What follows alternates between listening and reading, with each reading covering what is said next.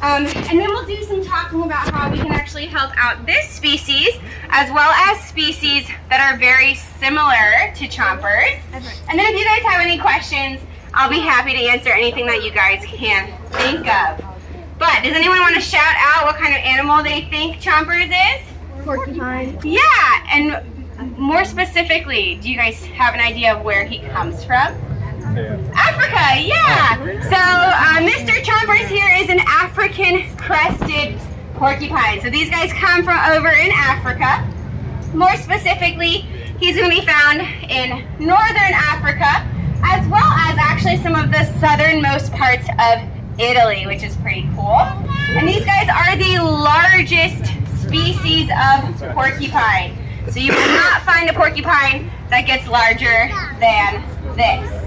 Now looking at his face, he does look very similar to a capybara, and that is because they are distantly related. So these guys are all a part of the rodent family, and just like all rodents, they have some pretty incredible teeth. So, does anyone know where your incisors would be teeth-wise in your mouth? It's going to be your front two and top and bottom teeth. So those are our incisors. And do our incisors grow continuously throughout our lifetime?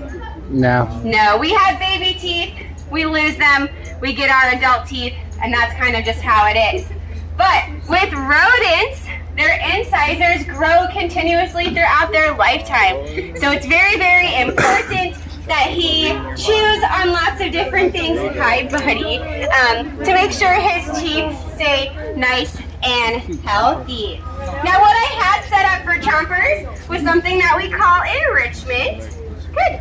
And enrichment is anything we can do for our animals or give to our animals that allows them to either show off some natural behaviors or have a super fun day here at the zoo. So what I had set up for him was a boomer ball covered in peanut butter.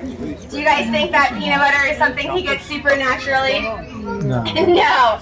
No. So typically we try to think of fun and creative ways to allow our animals to show off those natural behaviors. So for porcupines, they do not have the best eyesight. But their sense of smell is really, really good. So he would have to use his sense of smell to locate the peanut butter for a fun and novel treat. You gonna stop? Not quite. So the behavior I'm working on right now with him is called proximity. So basically I'm asking him to go wherever I go. Now chompers is brand new to our ambassador program. So this is a behavior that he is currently learning. If any of you guys have ever met our porcupine Pierce, she is actually a 20-year-old African crested porcupine that has been in our ambassador program for a majority of her life, and her proximity is chef's kiss. We can bring her throughout the park, no leash or anything like that. We can bring her outside of the park, so to things like schools or malls or airports, and she stays nice and close to our side wherever we decide to walk. So that is something that Chompers is working on currently. Target? Good. Target? Good boy. He's also learning how to target. So targeting is a really awesome behavior we can train with our animals that helps us to take better care of him. So once that behavior is really, really, really good, he may hold on that target and allow us to touch different body parts and get a really good idea of how he's doing health-wise. Hey, good boy. Good job. Now the last thing I want to talk to you guys about before opening up to any questions are some of the things that we can do to help out this species.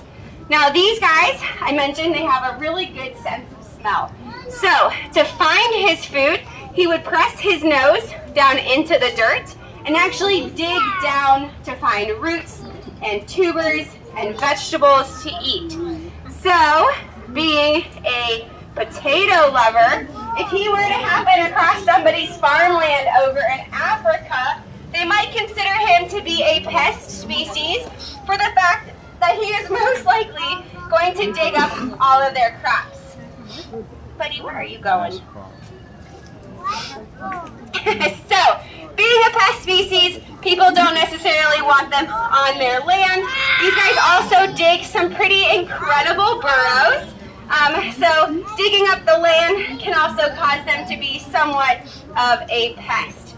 But it's actually really good. So anytime he's digging in the dirt, in the ground, he is actually helping to do what's called an ecosystem engineer. He's helping to recycle nutrients down in the soil. And so we actually have lots of animals here in Florida that are the same way. If anyone has heard of an armadillo before, have we ever seen an armadillo before? Yeah. So a lot of people also consider armadillos to be pest species as well because they'll get into our gardens and tear up our flower beds. But anytime they're doing that, they're helping again to recycle the nutrients and also eat other species that we might not want in our yards. So what I want you guys to think about is anytime you are in your yard, if you're gardening, think about some of the chemicals and products you're using to keep your yard nice and healthy. That way we can help out our ecosystem engineers and just keep them as healthy as possible. Whew. But with that being said, I'm going to hop off mic and no longer be a mouth breather. If you guys have any questions, I'm happy to answer anything you guys can think of. We'll let Chompers run around for a little bit longer and then we'll get him kenneled back up. Anyone is welcome to stay and watch that training session. Oh, he says, I kennel myself. But thank you guys. Again, my name is Darian, this is Amber, and that is Chompers, and we hope you have a wonderful rest of your day here at the zoo. No. Oh yeah, porcupine. You guys have any